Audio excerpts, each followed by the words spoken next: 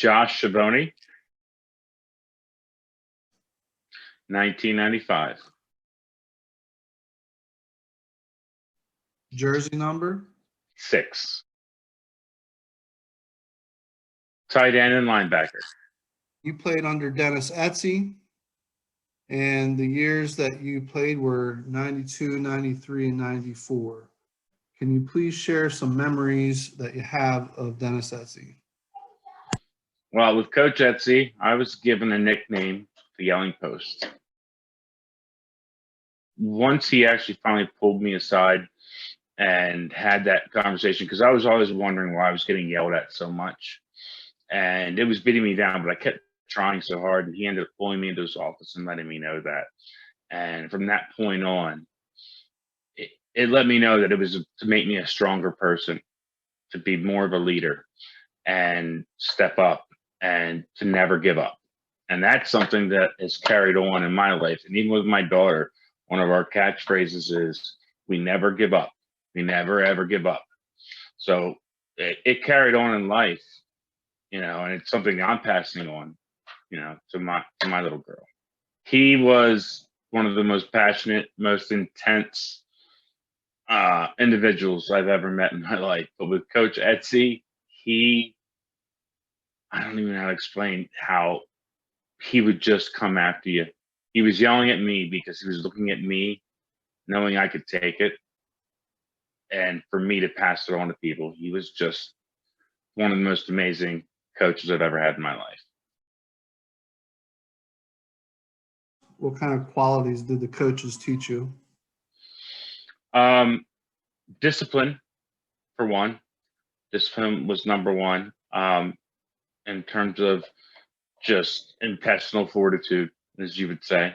Also having just the will to fight. And they also taught, something Coach Politis and Coach Etsy and Coach Schatz always said they harped on was about studying the playbook, learning it. So in terms of studying to make yourself more prepared for what was to come, for the game that was coming, which that carries over into life in terms of, doing your research, doing your homework, doing what needs to be done to move to the next level. What would a typical game day look like for you? It depended whether it was we had a Friday game or a Saturday game. My mom always would make me some sort of special breakfast game day. There was something, she would come up with some sort of omelet or, she would call it eggs in a basket. So, something special during school, get the jersey on and getting up that morning and knowing I'm throwing on some jeans and I'm putting my jersey on to wear to school on game day.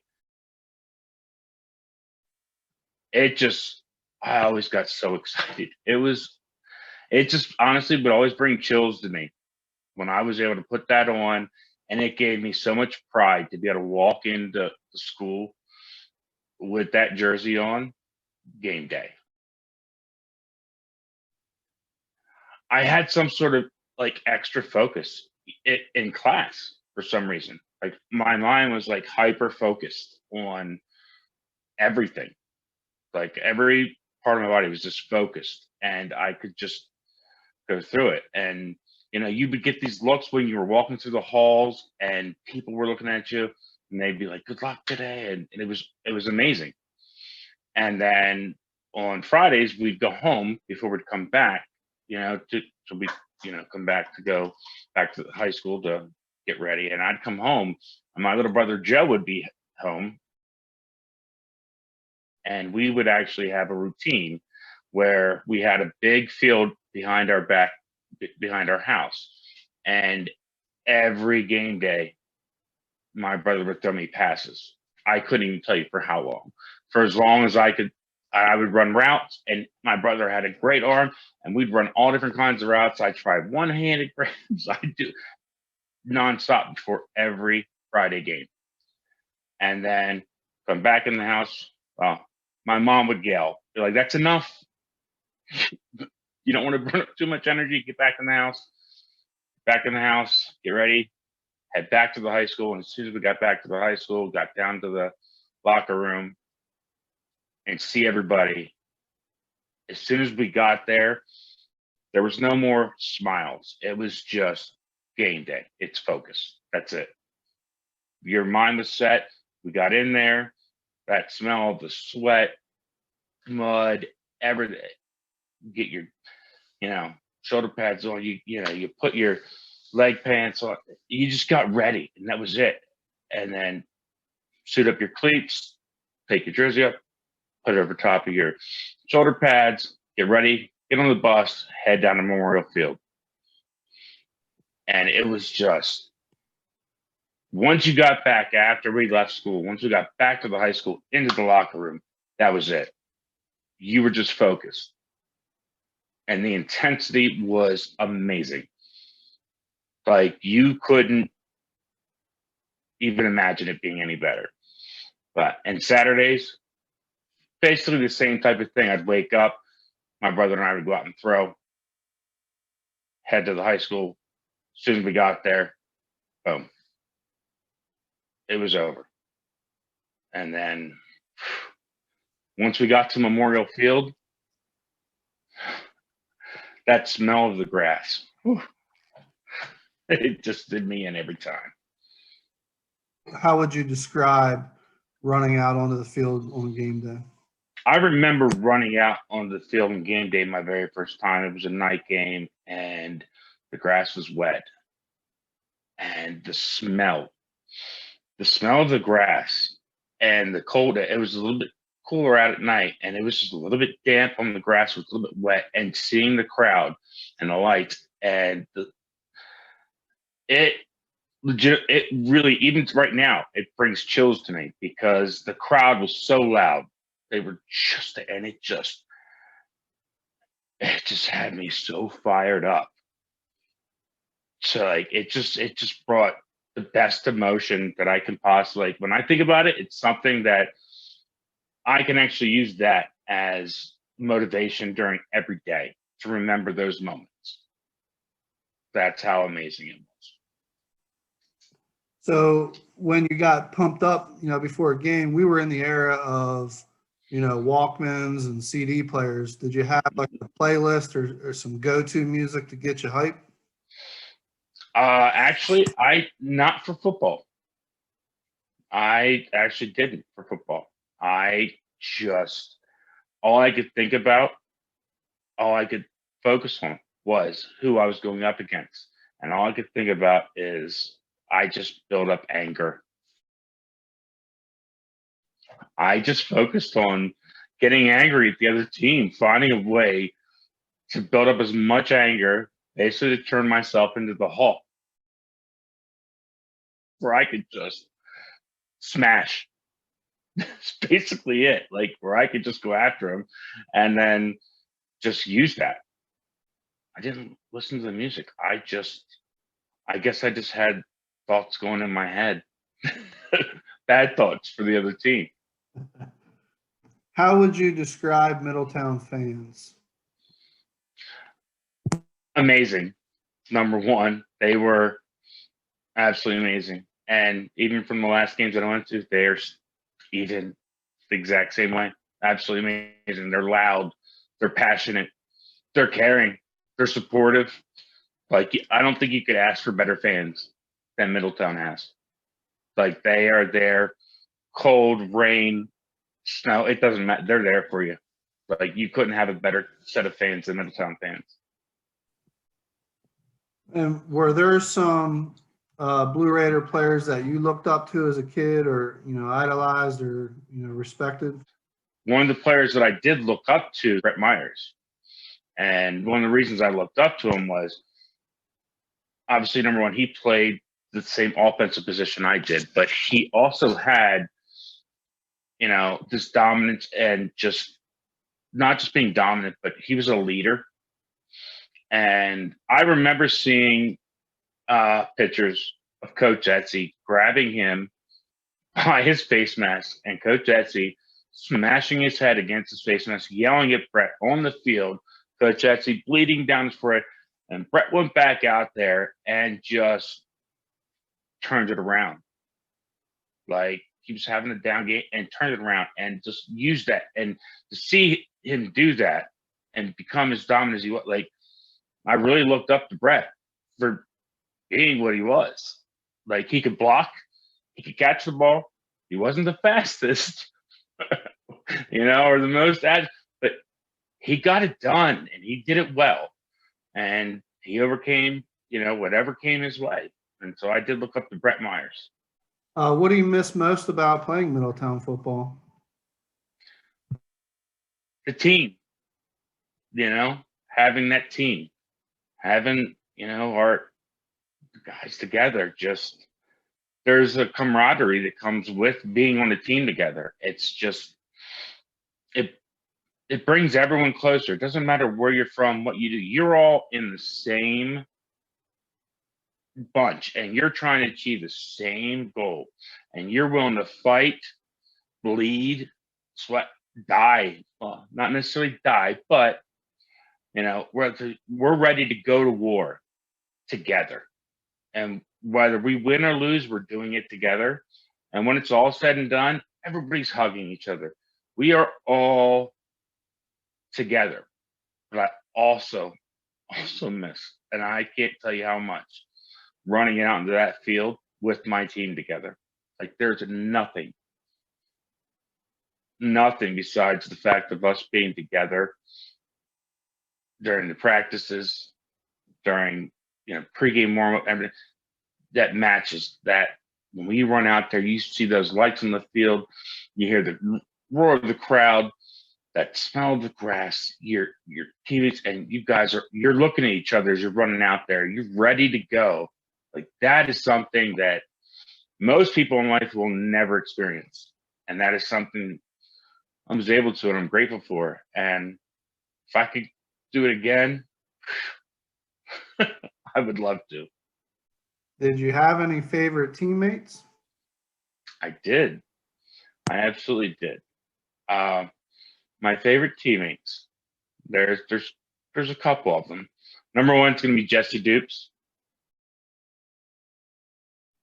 That guy, which is also one of my best friends, he played broken basically his entire career. Broken wrists after broken wrist after broken wrist, broken nose. I mean, this dude just played through anything, like nonstop. And he was a phenomenal player. And we got Ed Fox, who was just a workhorse. He just put it in, did everything. Anything that was ever asked of him, he just did it. There was no question. He did it. And, well, then one of my other ones is the person I'm talking to is Chris Bossie. He was my quarterback. I could have talked with him before games about what we were going to do. I got new gloves. Boss, you got to throw me the ball. I got these new Newmans. You got to hit me. And he did. So you wore the jersey number 6. Is there any particular reason why you wore that number? Yeah, I actually was given number 87 to start, and I really did not like the number 87. But the reason I wasn't able to switch until my senior year. And I went to Coach McAway, and I was like, listen, I want number 6. He said, Josh, it's a little bit smaller. I'm like, that's fine. And he actually asked me, like, why do you want it? And I'm like, I'm a Notre Dame fan. And my favorite player is Jerome Bettis. He wears number 6. And he's like, really? I was like, yeah. He's like, but he's a fullback. I'm like, I don't care. I want number 6. And Coach McAway was like, all right, just take it. Don't tell anybody. So I got it because I want Jerome Bettis, Notre Dame. Did you enjoy playing against or beating any specific teams, and who were they? I did enjoy playing against Lower Dauphin. Mechanicsburg, we did not have good luck against. I enjoyed playing against them because it was a game that I thought we could win. We just fell short. McDevitt, it's another team that we always fell short on, but I always felt we could beat them, but never overcame that. Central Dauphin was a big one that I really loved. And, we did beat them at home. I think it was in 93. And Antoine Scott actually made an interception in the end zone to seal the victory, which was an amazing game to do that. But Lower Dauphin was definitely the team that was my favorite, because I remember we played them, I think it was my sophomore year, we got beat at homecoming. And then they ended up scheduling, I think it was Palmyra, for our homecoming the following year. And all of us on the team were so angry and upset because we all were like, why would you take Lower Dauphin, which was our rival, out, thinking because we couldn't beat them. And then my senior year, we got to play Lower Dauphin again, and we got to avenge that loss. We redeemed ourselves. So Lower Dauphin is definitely my favorite team that we played. I wanted to bring up Ralph Lacko. Like, he was the most amazing player that I saw from Middletown that I've ever seen play. He just had that role. Ralph Lacko was the most dynamic, amazing player that I saw from the time we played, and the stuff that he could do and he was capable. He was just the most unbelievable dynamic player I've ever seen. Even, what was his name from McDevitt? Rakai Nelson? Yeah, Rakai and Jordan Scott. Still hate that. Rakai went to Notre Dame, so I can't be too upset. But Ralph Lacko was, Ralph was just unbelievable. So Ralph Lacko was definitely the best. I will say, in terms of funny, there's a few funny, some really funny. The first one I'm going to give you is going to be how one of my best friends got his nickname. And it all came down to when we were in Millersville at football camp doing our 7-on-7s. And this young man was wearing a hat, and it had Tallahassee on it. And we had another gentleman there with us. His name was Stylo. And as we're doing our 7-on-7s, this young man is at D-back, and he's trying his hardest because we were young, and he's putting it all in, and he's trying to cover this wide receiver going out, and he's trying to follow the ball. That ball was way overthrown, and he wasn't watching the receiver. He was watching the ball, which is what he should have been doing. However, he didn't realize that ball was going over the hill, and he went with the ball over the hill and had to grab onto the grass so he didn't keep rolling down. And we went running after him, and we saw him hanging on the hill, and he pulled himself up. And our other classman, Stylo, said, "No passy, Tallahassee. No passy, Hassy." And that was Jan Michael Lawrence. That's how he got his name. But that is one of my favorite of all time. But one of the other ones was, and this one actually was bad, because we had gotten beat by McDevitt, and we had karate and Staker, and we got beat. And Coach Jesse said, "There is no laboring on Labor Day. You guys come in here," and we had to go in. and he had us running laps around the field, laps after laps. And Staker, being the joker that he was, decided to trip karate. I'll be damned if Coach Jesse didn't see that. And it went from laps to 5 and 10, 5 and 10. And we ran. I mean, people were crying, throwing up. He taught us a lesson above a lesson. But I mean, those are two of the funniest memories that I have. But there is one amazing memory that I have of Coach Etsy. And it was my senior year, going to states for wrestling.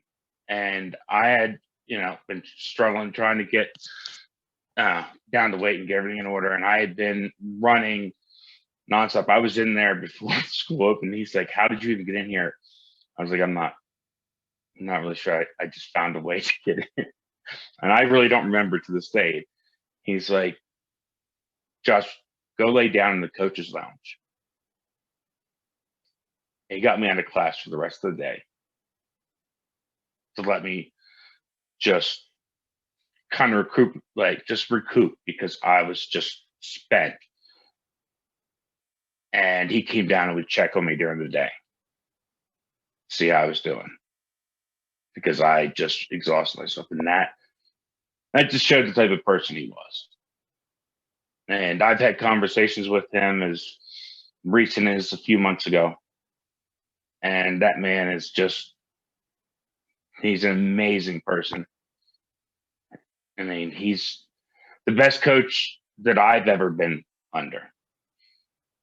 And Middletown was very lucky to have him. Can you do a Dennis Etsy impression? No, Schiavoni! There you go. 93. This is your junior year. You had Mike Gotti, Uriah Schroll, T.R. Leach, and Antoine Scott as the captains. Yep. Do you mind just kind of talking a little bit about any of those guys and, being part of the team that had the all-time leading rusher in Middletown? Sure. Well, I mean, I'll start off with Mike, who's talking about the all-time leading rusher. I mean, it was a beast. I mean, on the field, there was no stopping him. Like, he was just go for broke. Let's get it.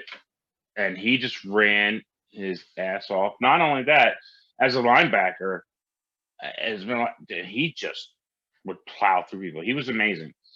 He would he wasn't like an eloquent speaker. It was more just forceful yelling, like, let's get it done. But it was motivational. TR was one of those like quiet leaders that, lead by example, just did it. And he was like very precise in what he did in terms of like, he was very knowledgeable. He knew where to put the ball. He knew what to do. He was mobile enough that he could move around, and, he threw tight spirals. He could just put the ball where it needed to be put. TR was really a phenomenal quarterback. And like I said, silent leader, like in the huddle, he just had this calm about him. He was a very calm, like no matter what was going on, he was always calm. Antoine was he didn't say a whole lot, but when he said something, he was angry. And it was because we weren't doing what we were supposed to do. And he'd let you know. But he went out there every single play and played his heart out. Like I said, that season, when we beat Central Dauphin, he was the player and the captain that made that happen. So that's what I can say about those guys. You guys ended up 8-3. Definitely a successful season. I remember this one. Opened up, it actually was on a Monday because we got rained out on that Saturday for McDevitt at their place. And just to be blunt, we ended up getting our butts whooped, 49. It was a rough game. It was hot. That was my first varsity touchdown.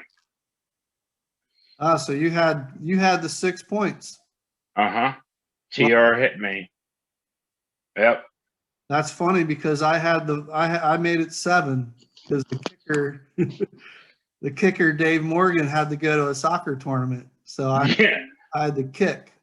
And then I ended up actually getting a concussion because they had, I forget the name of that running back or the fullback, that huge dude. When I was playing, I was in at linebacker, and we went head to head, like helmet to helmet sideline, and we went so hard force.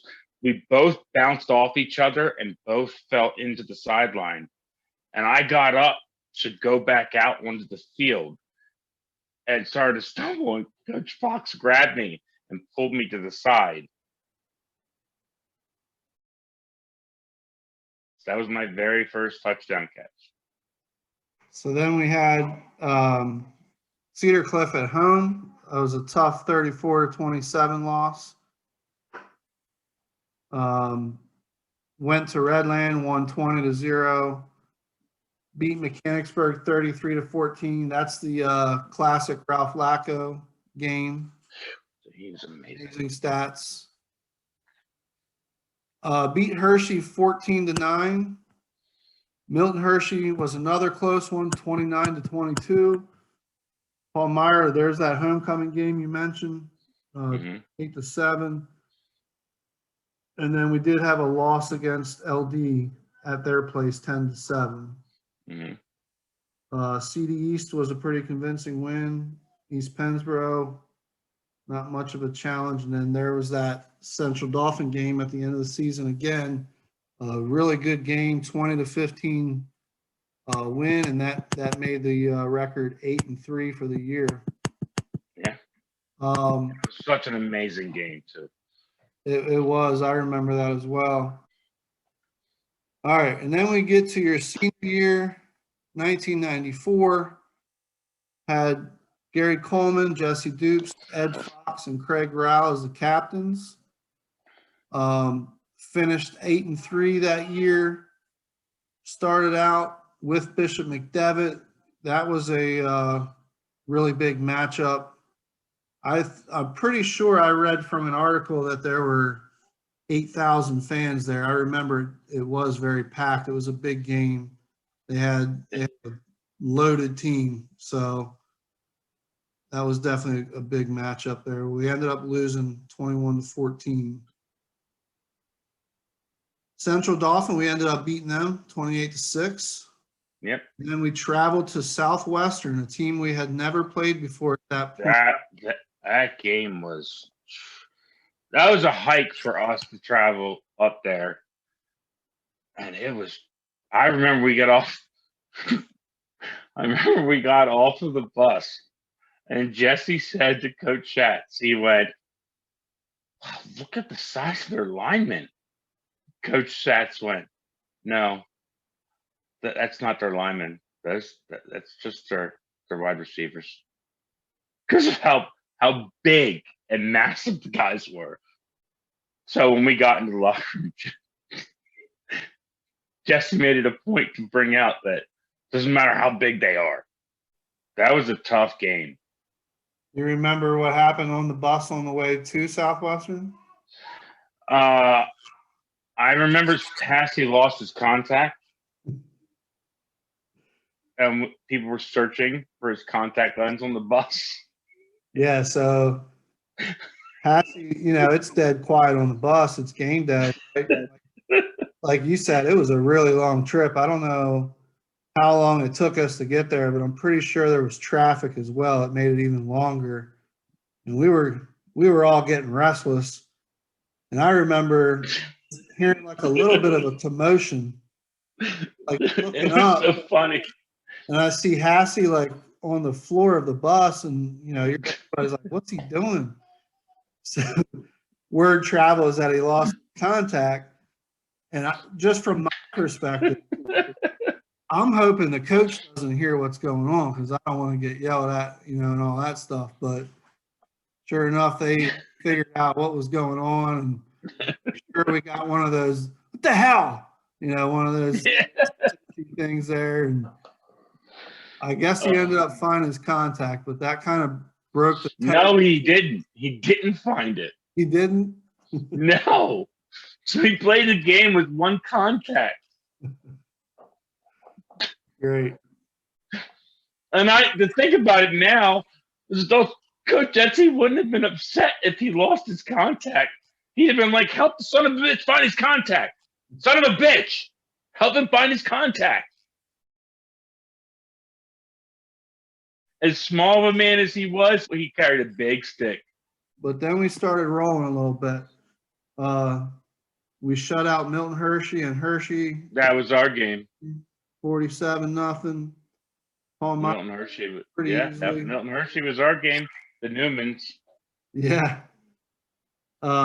Palmyra we beat 40-19. CD East, which I also remember of Jesse Dupes gave a pregame speech of them scheduling us for their homecoming, and we didn't appreciate that very well. We ended up beating them pretty good. And then here comes the homecoming game against our rival, Lower Dauphin. We pulled out a 15-10 win. You had a pretty big play in that game. Do you mind just kind of sharing your thoughts on that game as a whole and also your big touchdown there? I remember we were fired up. It was Saturday, and it was a beautiful day. You couldn't have had a better homecoming day with the weather and our anger and just the fact we had not beaten them. And that was one of the things that was talked about in the locker room, something we had talked about the whole week leading up to it. This is the team we needed to take down. We not only needed it, we wanted it. And getting out there onto that field, we didn't get off to the fastest start. We really didn't. And going into the second half, I think what was the score? We were down going into the second half. Coming out, we weren't up. And we were fighting. There was nothing short of fighting. And I remember there was the one big hit on the sidelines to Broadwater by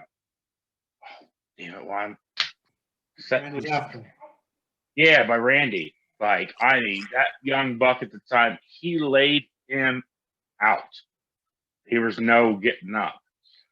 But we were still down. I think it was third quarter.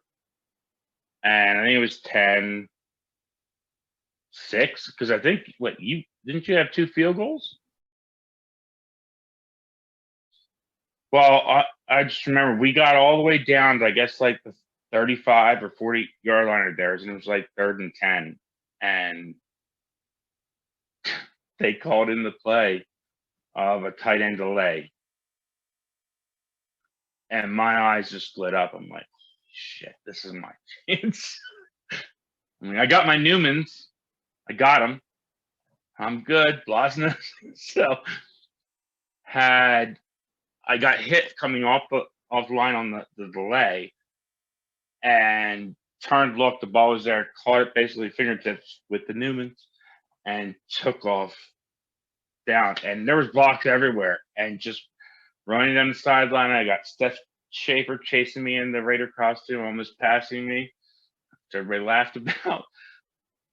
By the way, the pads and everything weighed more than the Raider costume. But I make it to the end zone, and it was the most amazing feeling. My teammates jumping on me, the fans coming out of the out of the it was just us taking that lead was the most amazing feeling that I've ever had in football. That was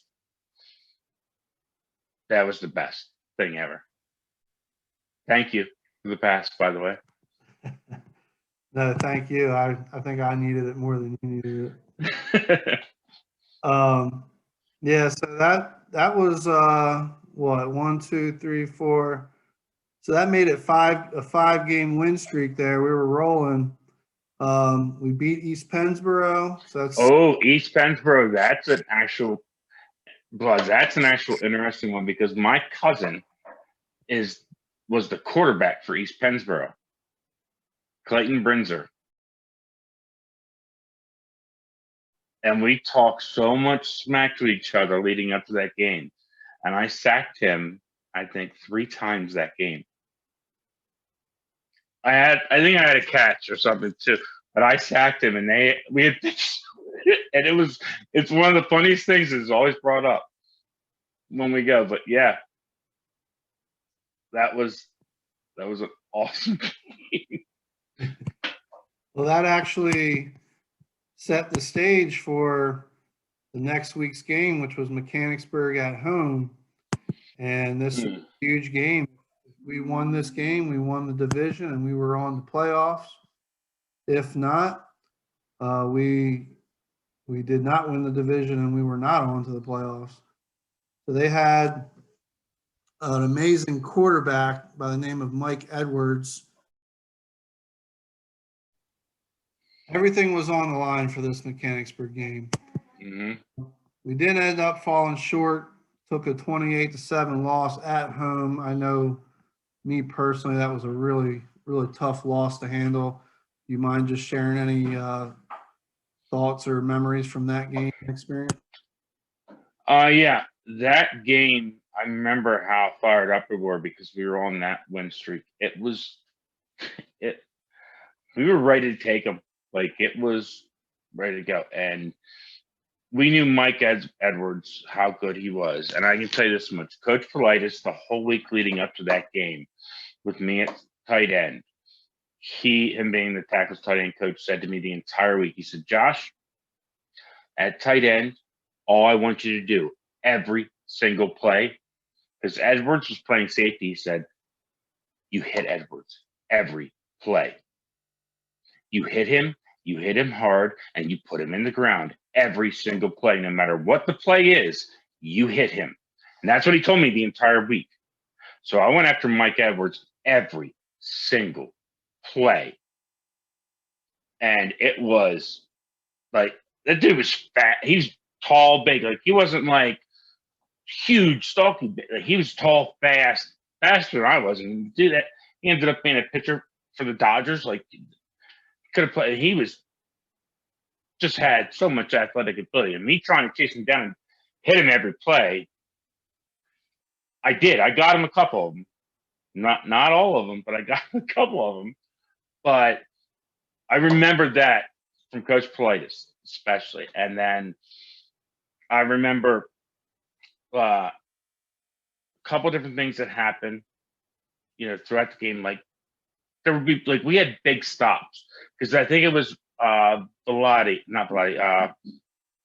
I can't remember his name. It starts with a V. Olivetti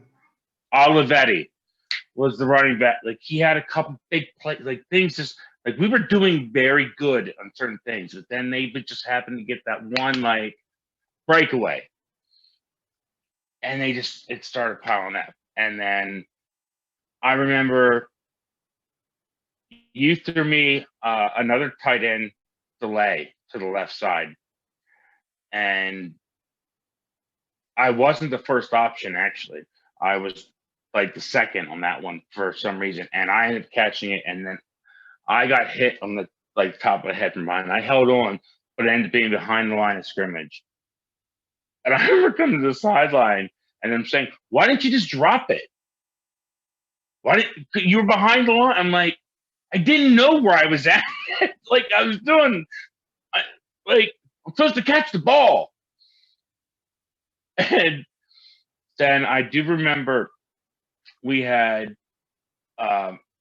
when it was getting a little bit deep into the game, they put Leonard Brown in, and I had split up my knee, and I had stitches in my knee, and I wasn't actually supposed to play, but Dr. Fisher put in these anchor stitches and a brace on my knee so that I could play, and my knee started giving out, and I missed my block, and Leonard got hit and fumbled it because I missed my block, and Leonard got hit, and I turned around and grabbed the ball.